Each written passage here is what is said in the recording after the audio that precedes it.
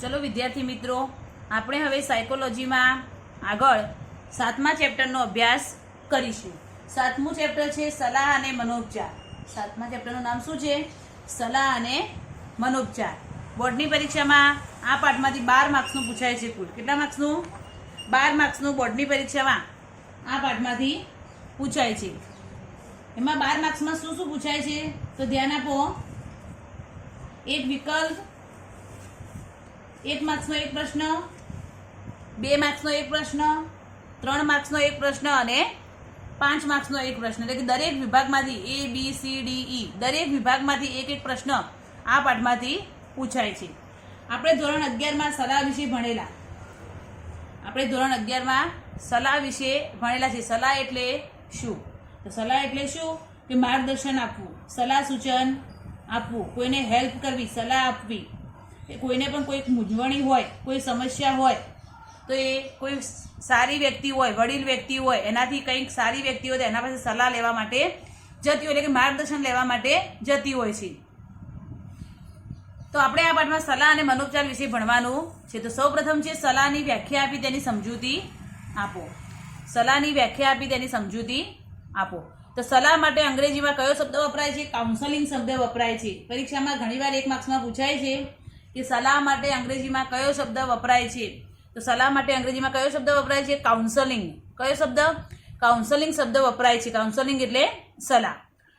સલાહમાં 2 કે તેથી વધુ વ્યક્તિ પ્રત્યક્ષ સંપર્કમાં આવે છે। સલાહ પ્રક્રિયામાં કેટલા વ્યક્તિ હોય? 2 અથવા 2 થી વધારે। એક જ વ્યક્તિ હોય તો સલાહ પ્રક્રિયા થાય ના થાય? સલાહ પ્રક્રિયામાં કેટલા વ્યક્તિ હોય? 2 કે 2 થી વધારે વ્યક્તિઓ હોય છે। કે એક વ્યક્તિને કોઈ સમસ્યા હોય, મૂંઝવણ હોય, સામે બીજી વ્યક્તિઓને શું કરતી હોય? સલાહ આપતી હોય। એટલે કે 2 વ્યક્તિઓ હોય અથવા 2 થી વધારે વ્યક્તિઓનો કેવો સંપર્ક હોય? પ્રત્યક્ષ, મોઢા મોઢનો રૂબરૂ પ્રત્યક્ષ સંપર્ક હોય। એટલે કે સલાહમાં 2 કે 2 થી વધુ વ્યક્તિઓનો પ્રત્યક્ષ સંપર્ક હોય છે અને એમની વચ્ચે શું થાય છે? આંતરક્રિયા થાય છે, વાતચીત થાય છે। એમની વચ્ચે આંતરક્રિયા, વાતચીત થતી હોય છે। હવે જે સલાહની વ્યાખ્યા, તો સલાહ એક વ્યવસાયિક તાલીમ પામેલા નિપુણ સલાહકાર અને વ્યક્તિગત બાબતમાં સહાય જંગથી વ્યક્તિ વચ્ચેનો સંબંધ છે। સલાહની વ્યાખ્યા ઘણીવાર પરીક્ષામાં પૂછાય છે કે સલાહ એટલે શું? તો સલાહ એ શું છે? તો કે વ્યવસાયિક તાલીમ પામેલા, કે સલાહ કાઉન્સલરનું ભણવાનું આવે, જે કાઉન્સેલિંગનો કોર્સ આવે સિવાય પછી આપણે કાઉન્સેલિંગનો કોર્સ કરી શકીએ। એ કાઉન્સેલિંગનો કોર્સ આપણે કર્યો તો આપણે આપણા સલાહ કેન્દ્ર, કાઉન્સેલિંગ સેન્ટર આપણે ખોલી શકીએ છીએ। તો જે સલાહ આપે એ વ્યક્તિ કેવી હોય? તાલીમ પામેલી હોય, નિષ્ણાંત વ્યક્તિ હોય। એટલે કે સલાહ એક વ્યવસાયિક તાલીમ પામેલા નિપુણ સલાહકાર, જે સલાહ આપે એને શું કહેવાય? સલાહકાર કહેવાય। જે સલાહ આપે એને શું કહેવાય? સલાહકાર કહેવાય। અને જે સલાહ લેતી વ્યક્તિ હોય, કે જેને કોઈ સમસ્યા હોય, કોઈ મૂંઝવણ હોય તો એને શું કહેવાય? સલાહાર્થી કહેવાય। જે સલાહ આપે એને સલાહકાર કહેવાય અને જેને સલાહની જરૂર હોય, જેને કોઈ મૂંઝવણ હોય, સમસ્યા હોય, જેને સલાહની જરૂર હોય એને શું કહેવાય? સલાહાર્થી કહેવાય છે। એટલે કે નિપુણ સલાહકાર અને વ્યક્તિગત બાબતમાં સહાય જંગતી વ્યક્તિ વચ્ચેનો સંબંધ છે, કે જેને સમસ્યા છે, કોઈ પ્રોબ્લેમ છે, એને સલાહની જરૂર છે, એટલે કે સહાય જંગતી વ્યક્તિ વચ્ચેનો સંબંધ છે। સલાહકાર અને સલાહાર્થી વચ્ચેનો આ સંબંધ છે। બીજી વ્યાખ્યા છે કે સલાહ એ વ્યક્તિના મનોવલણો અને વર્તન પરિવર્તન કરવામાં તેને સહાયરૂપ થવાના હેતુથી તેની સાથેના સંપર્કોની શ્રેણી છે। કે સલાહ એ શું છે? તો કે વ્યક્તિના મનોવલણો અને વર્તન પરિવર્તન કરવામાં, એના વર્તનમાં પરિવર્તન લાવવામાં, વર્તન પરિવર્તન કરવામાં એને જે સહાયરૂપ થાય છે, મદદરૂપ થાય છે, એના હેતુથી તેની સાથેના સંપર્કોની શ્રેણી છે। એટલે કે સલાહકાર એને શું કરે છે? મદદ કરે છે અને માર્ગદર્શન આપે છે। લેવિસે 1970માં સલાહની વ્યાખ્યામાં રહેલા 3 સામાન્ય તત્વો બતાવ્યા। જે લેવિસ મનોવૈજ્ઞાનિક છે એને 1970માં જે સલાહ પ્રક્રિયા છે, એ સલાહ પ્રક્રિયામાં રહેલા 3 એને સામાન્ય તત્વો બતાવ્યા છે, કે સલાહ પ્રક્રિયામાં કયા 3 સામાન્ય તત્વો તો હોવા જ જોઈએ। તો કયા 3 સામાન્ય તત્વો હોવા જોઈએ? તો સૌપ્રથમ સલાહાર્થી હોય, બીજું કોણ હોય? સલાહકાર હોય અને ત્રીજું કોણ હોય? પારસ્પરિક આંતરક્રિયા। એટલે કે એક વ્યક્તિ સલાહાર્થી, સલાહાર્થી એટલે કોણ? કે જેને કોઈ સમસ્યા છે, મૂંઝવણ છે, એ વ્યક્તિ, કે જેને સહાયની જરૂર છે, એ વ્યક્તિને શું કહેવાય? સલાહાર્થી કહેવાય। બીજી વ્યક્તિ કોણ? સલાહકાર, કે જે તાલીમ પામેલી નિષ્ણાંત વ્યક્તિ હોય। સલાહકાર જે સલાહાર્થીને શું કરે? મદદ કરે, એની સમસ્યામાંથી બહાર લાવવામાં એને મદદ કરે, તો એ શું કહેવાય? સલાહકાર કહેવાય। અને ત્રીજું શું છે? પારસ્પરિક આંતરક્રિયા. બંને વચ્ચે શું થાય? વાતચીત થાય, પરસ્પર આંતરક્રિયા થાય છે. કોની કોની વચ્ચે? સલાહકાર વચ્ચે અને સલાહાર્થી વચ્ચે. પરીક્ષામાં ઘણીવાર આ પ્રશ્ન પણ પૂછાય છે કે સલાહની પ્રક્રિયામાં કયા 3 સામાન્ય તત્વો રહેલા છે? તો કયા 3 સામાન્ય તત્વો આવે? એક સલાહાર્થી, બીજું સલાહકાર અને ત્રીજું શું? એમની વચ્ચે પારસ્પરિક આંતરક્રિયા. તો પહેલા આપણે સૌપ્રથમ જોઈએ સલાહાર્થી.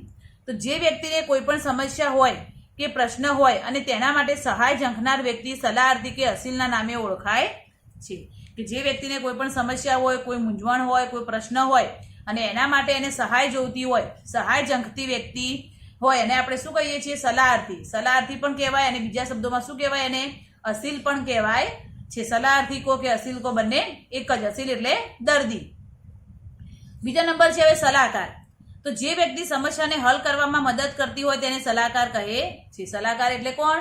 કે જે તાલીમ પામેલી નિષ્ણાત વ્યક્તિ હોય, જે વ્યક્તિને સમસ્યા છે એ સમસ્યાને સોલ્વ કરવામાં, હલ કરવામાં જેને મદદ કરે એને શું કહેવાય? સલાહકાર કહેવાય છે. ત્રીજું શું છે? એમની વચ્ચે શું થાય? સલાહકાર અને સલાહાર્થી વચ્ચે શું થાય? પારસ્પરિક આંતરક્રિયા થાય છે.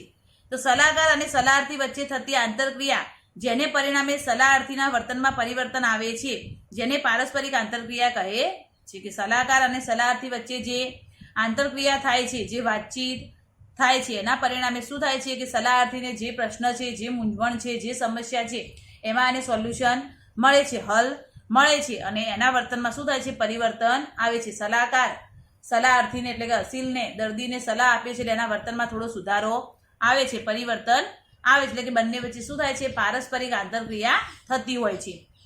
હવે આગળ નવો પ્રશ્ન છે, સલાહના સોપાનો સમજાવો. કે આ સલાહ પ્રક્રિયા છે કેટલા સોપાનોમાંથી પસાર થાય છે? એના સોપાનો કયા કયા છે? પરીક્ષામાં આ પ્રશ્ન પણ ઘણીવાર પૂછાય છે 3 માર્ક્સમાં. કે સલાહના સોપાનો સમજાવો. સલાહના સોપાનો કયા કયા છે? તો બ્રોમર અને સોસ્ટમ 1982માં સલાહના સોપાનો નીચે મુજબ આપ્યા છે. કોને આપ્યા? 1 માર્ક્સમાં વળી પ્રશ્ન પૂછાય તે રીતે પૂછાય કે સલાહના સોપાનો કોણે આપ્યા છે? તો કોણે આપ્યા છે? બ્રોમર અને સોસ્ટોમે આપ્યા છે. ક્યારે? 1982માં સલાહના સોપાનો આપ્યા છે કે સલાહ પ્રક્રિયા કેટલા સોપાનોમાંથી પસાર થાય છે. તો પહેલું સોપાન છે એનું કયું છે? સલાહાર્થીનો આવવાનો હેતુ જાણવો. કે સલાહાર્થી જે દર્દી છે, જે અસીલ છે એ કેમ આવ્યો છે એનો આવવાનો હેતુ જાણવો. પહેલું સોપાન એનું એ છે કે સલાહાર્થીનો આવવાનો હેતુ જાણવો. કોણ જાણે? સલાહકાર જાણે છે. તો સલાહાર્થીનો આવવાનો હેતુ જાણવો. તો સલાહાર્થી પોતાની સમસ્યા કે પીડાનું કારણ જણાવવા શક્તિમાન બને એ પ્રથમ સોપાન છે. કે સલાહાર્થી જે આવ્યો છે સલાહકારને પોતાને જે સમસ્યા છે, જે પ્રશ્ન છે, જે મૂંઝવણ છે એ જણાવવા માટે શક્તિમાન હોવો જોઈએ. પોતાને જે પણ સમસ્યા હોય સલાહકાર સામે ખુલ્લેથી કહેતો હોવો જોઈએ. તો એનું પ્રથમ સોપાન છે. બીજું શું છે? કે સલાહ સંબંધની સ્થાપના કરવી. તો કે આ સોપાનમાં સલાહાર્થી અને સલાહકાર વચ્ચે બંધાતા વિશ્વાસના સંબંધ ઉપર સમગ્ર સલાહ પ્રક્રિયાનો આધાર છે. કે બંનેને એકબીજા ઉપર વિશ્વાસ હોવો જોઈએ. સલાહાર્થીને વિશ્વાસ હોવો જોઈએ કે સલાહકાર જે છે એ મારું સંપૂર્ણ જે સમસ્યા છે, જે પ્રશ્ન છે મને સોલ્વ કરી આપશે. જ્યારે સામે સલાહકારને પણ હોવું જોઈએ કે હું જે આને મદદ કરીશ એ સાચી રીતે, સારી રીતે મદદ કરીશ કે એના દરેક પ્રશ્ન સોલ્યુશન થઈ જાય. પરસ્પર એકબીજા ઉપર શું હોવું જોઈએ? વિશ્વાસ હોવો જોઈએ. ગમે તે સલાહાર્થી અસીલ હોય એને ગમે તે પ્રોબ્લેમ હોય તો સલાહકાર એને સોલ્વ કરી આપવો જોઈએ. એટલે કે બંને ઉપર પરસ્પર શું હોવું જોઈએ? વિશ્વાસ હોવો જોઈએ. વિશ્વાસ હોય તો એ સલાહ પ્રક્રિયા સારી રીતે પૂર્ણ થાય છે. ત્રીજું છે સંરચના અને ધ્યેયો નક્કી કરવા. કે સલાહ પ્રક્રિયા જે છે એને જે પ્રોબ્લેમ છે, જે સમસ્યા છે એને લગતી સંરચના અને ધ્યેયો બનાવવા. તો આ સોપાનમાં સલાહકારની સલાહ પ્રક્રિયા અંગેની સ્પષ્ટતા, મર્યાદા અને ધ્યેયોનો સમાવેશ થાય છે. કે સલાહકારની જે ધ્યેયો છે એના જે સ્પષ્ટતા છે, જે મર્યાદા છે એ અસીલને કે છે, સલાહાર્થીને કે છે કે હું તમને સલાહ પ્રક્રિયા કરું પણ તમારે આટલી બાબતોનું ખાસ ધ્યાન રાખવું જોઈએ. એની જે મર્યાદા છે, જે સ્પષ્ટતા છે, જે એના ધ્યેયો છે બધું બતાવવામાં આવે છે. એના પછી આગળ છે સમસ્યાઓનું સ્પષ્ટીકરણ કરવું. કે સલાહાર્થીને જે સમસ્યા છે એ સમસ્યાનું ચોક્કસ રીતે સલાહકારે એનું શું કરવું જોઈએ? સ્પષ્ટીકરણ કરવું જોઈએ. તો આ સોપાનમાં સલાહાર્થીને તેની સમસ્યાના સંદર્ભમાં સમજવામાં આવે છે. કે આ સોપાન છે એમાં સલાહાર્થીને જે સમસ્યા છે, જે પ્રોબ્લેમ છે એની એ પ્રોબ્લેમમાં, એ જ સમસ્યામાં એને સારી રીતે સલાહકાર શું કરે છે? સમજે છે અને તેની સમસ્યાને સ્પષ્ટ રીતે સમજે તે માટે પ્રયત્ન કરે છે. કે સારી રીતે એની સમસ્યાનો ઉકેલ આવે, સારી રીતે એની સમસ્યા સોલ્વ થાય, દૂર થાય એ માટે સતત પ્રયત્ન કરવામાં આવતો હોય છે. આગળ પાંચમું છે સમસ્યા અને ધ્યેયો સાથે કામ લેવું. તો કે અસીલની સમસ્યાનું સ્વરૂપ સમજી તેના ધ્યેયમાં જરૂરી સુધારા કરીને આગળ વધવાની વ્યૂહરચના ઘડવી એ આ પ્રક્રિયાનું મહત્વનું કાર્ય છે. કે અસીલને એટલે કે સલાહાર્થીને, દર્દીને જે સમસ્યા છે એ સમસ્યાનું બરાબર સ્વરૂપ સમજવાનું સલાહકારી, એના ધ્યેયો નક્કી કરવા, એમાં કોઈ સુધારા વધારા કરવાની જરૂર લાગે તો સુધારા વધારા કરી અને આગળ શું કરવું, કઈ રીતે સલાહ પ્રક્રિયા શરૂ કરવી, કઈ રીતે સલાહ પ્રક્રિયામાં સારી સારવાર મળશે એ માટેનું કાર્ય કરવાનું હોય છે. આગળ છઠ્ઠું છે કાર્ય યોજના ઘડવી. તો સલાહનો અંત લાવતા પહેલા સલાહાર્થીની દેખરેખ માટે નવા વર્તનોની અજમાયશ કરવી ઈચ્છનીય છે. કે સલાહ પ્રક્રિયા હવે પૂર્ણ થાય ત્યારે કે સલાહનો અંત લાવવાનો હોય ત્યારે જે સલાહાર્થીની દેખરેખ જે કરી છે, સલાહાર્થીનું જે ધ્યાન રાખ્યું છે, દેખરેખ કરી છે, એ દેખરેખ અને માર્ગદર્શન નીચે એના જે નવા વર્તનો છે કે એના વર્તનમાં કેટલો સુધારો આવ્યો, એને જે પ્રોબ્લેમ હતો, જે સમસ્યા હતી, એનું વર્તન જે અલગ પ્રકારનું હતું, એ વર્તનમાં હવે સલાહ પ્રક્રિયાના અંતે એના વર્તનમાં કેટલો સુધારો આવ્યો એની દેખરેખ પણ રાખવાની હોય છે સલાહકારી. અબ્રાહમ મેસ્લો આવા અનુભવોને સ્વયં ઉપચારક મૂલ્ય કહે છે. જે અબ્રાહમ મેસ્લો છે એ શું કહે છે? આવા અનુભવોને સ્વયં ઉપચારક મૂલ્ય, પોતાની રીતે જ પોતાની સારવાર કરવી, પોતાના રીતે જ પોતાના વર્તનમાં સુધારો ધીમે ધીમે લાવો. સલાહકાર આપણને માર્ગદર્શન આપે, સલાહ આપે, પરંતુ આપણું વર્તન ધીરે ધીરે સુધારવું એ આપણા હાથમાં હોય છે. એટલે અબ્રાહમ મેસ્લો એમ કહે છે આવા અનુભવોને કે સ્વયં પોતાની રીતે જ, સ્વયં ઉપચારક એટલે સારવાર કરવી, સ્વયં જ પોતાના વર્તનને સારું બનાવવું. આગળ સાતમું છે પરિણામોનું મૂલ્યાંકન અને સલાહનો અંત. છેલ્લે કે પરિણામનું મૂલ્યાંકન કે શું રિઝલ્ટ આવ્યું, સલાહ પ્રક્રિયા કેવી રહી, શું પરિણામ એનું મળ્યું, અને છેલ્લે શું લાવવાનો, સલાહનો અંત લાવવાનો હોય છે. તો કે સલાહાર્થીને જ્યાં સુધી મદદની જરૂરિયાત હોય ત્યાં સુધી સલાહકાર સાથ આપે છે. કે જ્યાં સુધી સલાહથીનું વર્તન સુધરે નહીં, એને જે સમસ્યા હોય, જે પ્રશ્નો હોય એનું સોલ્યુશન ના આવે ત્યાં સુધી સલાહાર્થી શું કરે છે? એને મદદ કરે છે. અને જ્યાં સુધી જરૂરિયાત હોય ત્યાં સુધી એને મદદ કરે છે, સાથ આપે છે. પરંતુ સલાહાર્થી એકલો આગળ વધવા તૈયાર થાય ત્યારે સલાહકાર પોતાની ભૂમિકા પૂર્ણ કરે છે. કે એને બધી સમસ્યા દૂર થઈ ગઈ, પોતાનું વર્તન સુધરી ગયું, હવે એ પોતાનું રોજિંદુ જીવન પોતાની રીતે આગળ વધવા માગે છે, પોતાની રીતે જીવવા માગે છે, પોતે હવે સક્ષમ છે એવું જ્યારે સલાહકારને લાગે કે એના વર્તનમાં હવે પરિવર્તન આવ્યું છે ત્યારે સલાહકાર જે છે એ સલાહાર્થીને એકલો આગળ વધવા માટે તૈયાર કરે છે. અને ત્યારે સલાહકારની પોતાની ભૂમિકા શું થાય છે? પૂર્ણ થાય છે, પોતાનું કાર્ય પૂર્ણ થાય છે. અને ત્યાં સલાહ પ્રક્રિયાનો શું આવે છે? અંત આવે છે. સલાહ પ્રક્રિયા ત્યાં આગળ પૂર્ણ થાય છે, સલાહ પ્રક્રિયાનો અંત આવે છે. હવે આગળ નવો પ્રશ્ન છે કે અસરકારક સલાહના લક્ષણો અને કૌશલ્યો. કે અસરકારક સલાહ પ્રક્રિયાના શું લક્ષણો છે, શું કૌશલ્યો છે? તો પેટરસન નામનો જે મનોવૈજ્ઞાનિક હતો એને અસરકારક સલાહના લક્ષણો આપ્યા છે. કોણે આપ્યા છે?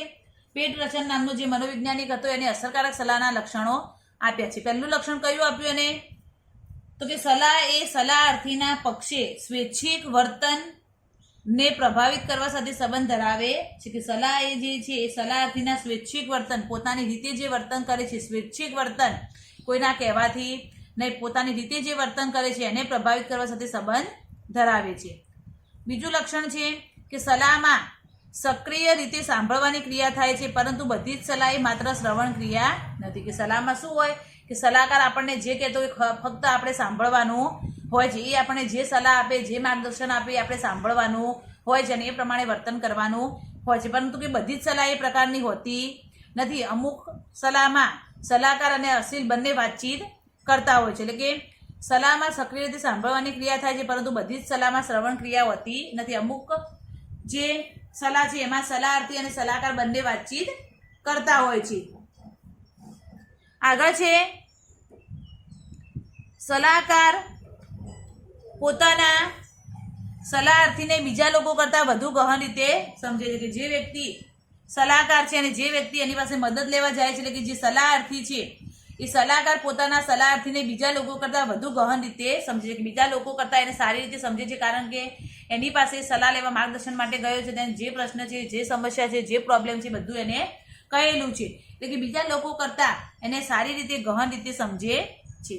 સલાહ શાંત વાતાવરણમાં હાથ ધરાય છે અને એમાં થતી વાતચીત ખાનગી રાખવામાં આવે છે. સલાહ પ્રક્રિયા જ્યાં આગળ ચાલતી હોય ત્યાં વાતાવરણ કેવું હોવું જોઈએ? એકદમ શાંત વાતાવરણ હોવું જોઈએ. એટલે કે શાંત વાતાવરણમાં સલાહ પ્રક્રિયા થાય છે અને એમાં જે બધી વાતચીત થાય છે બધી વાતચીત ખાનગી રાખવામાં આવે છે. સલાહકાર એ સલાહર્થીની કોઈ પણ સમસ્યા હોય, કોઈ પણ પ્રોબ્લેમ હોય તો કોઈને કહી શકતી નથી. જો કોઈને કહે તો એકબીજા પર વિશ્વાસ રહેતો નથી. એટલે સલાહર્થીને જે પણ સમસ્યા હોય, જે પણ પ્રોબ્લેમ હોય એ ખુલ્લા દિલે એને જે પણ સમસ્યા હોય સલાહકાર સામે કહે છે અને સલાહકાર પણ એની બધી વાત સાંભળે છે અને પરસ્પર એકબીજા પર વિશ્વાસ રાખી અને એ કોઈને વાત કરતા નથી. સલાહ પ્રક્રિયા દરમિયાન જે વાતચીત થાય છે બધી જ વાતચીતને ખાનગી રાખવામાં આવે છે, ગોપનીય રાખવામાં આવે છે. જો બધી સલાહથી બધી વાતો બીજા લોકોને કરે તો ગોપનીયતા રહેતી નથી અને ગોપનીયતા રહેતી નથી એના કારણે પછી સલાહર્થીને સલાહકાર ઉપર વિશ્વાસ બેસતો નથી. એટલે કે ખાનગી રાખવામાં આવે છે વાતચીત. આગળ છે કે સલાહર્થીને મનોવૈજ્ઞાનિક સમસ્યા હોય છે અને સલાહકાર આવી સમસ્યાને હલ કરવાનું કૌશલ્ય ધરાવે છે. કે સલાહર્થીને કોઈ પણ સમસ્યા હોય તો સલાહકાર એની સમસ્યાને હલ કરવાનું કૌશલ્ય ધરાવતું હોય છે. હવે સલાહના શું કૌશલ્યો છે? સલાહના હવે શું કૌશલ્યો છે? તો સમસ્યાને પહોંચી વળવાનું કૌશલ્ય, કે કોઈ પણ સમસ્યા હોય તો એને પહોંચી વળવાનું કૌશલ્ય હોવું જોઈએ. સલાહર્થીના વર્તનને સમજવું, કે સલાહર્થી જે વર્તન કરે છે એ વર્તનને યોગ્ય રીતે સમજવું, એનું વર્તન કયા પ્રકારનું છે એ સમજવું જોઈએ. સ્વ બચાવની વર્તન બાતોને ઓળખવાની કુશળતા, કે એની જે વર્તન બાતો છે, જે વર્તન પદ્ધતિ છે એને ઓળખવી જોઈએ. સ્વ બચાવની જે વર્તન બાતો છે એને ઓળખવાની કુશળતા સલાહકારમાં હોવી જોઈએ. સલાહર્થીના મનમાં વિશ્વાસ પ્રગટ કરવાનું કૌશલ્ય, કે સલાહર્થીના મનમાં સલાહકાર વિશ્વાસ પ્રગટ કરવો જોઈએ કે હું તારી બધી જ સમસ્યાનું સોલ્યુશન લાવીશ. આપણા બંને વચ્ચે પરસ્પર વિશ્વાસ હોવો જોઈએ. હું તારી બધી જ બાબતો ગોપનીય રાખીશ, કોઈને કહીશ નહીં. ત્યારે કે સલાહર્થીને સલાહકાર ઉપર શું આવે છે? વિશ્વાસ આવે છે. એટલે કે સલાહર્થીના મનમાં વિશ્વાસ પ્રગટ કરવાનું કૌશલ્ય પણ હોવું જોઈએ. તો આપણે અહીંયા સલાહ માટે અંગ્રેજીમાં કયો શબ્દ વપરાય છે? કાઉન્સેલિંગ શબ્દ વપરાય છે. પરીક્ષામાં ઘણીવાર આ પ્રશ્ન પૂછાય છે કે સલાહ માટે અંગ્રેજીમાં કયો શબ્દ વપરાય છે? તો કયો શબ્દ આવે? કાઉન્સેલિંગ શબ્દ વપરાય છે. અને સલાહની વ્યાખ્યા તો એમાં કોણ હોય? તાલીમ પામેલો સલાહકાર હોય અને જે વ્યક્તિને સમસ્યા હોય, પ્રોબ્લેમ હોય, સહાય ઝંખતી વ્યક્તિ હોય છે. એમના વચ્ચે શું થાય છે? પરસ્પર આંતરક્રિયા થાય છે. અને સલાહની પ્રક્રિયામાં મુખ્ય કેટલા તત્વો હોય છે? 3 હોય છે.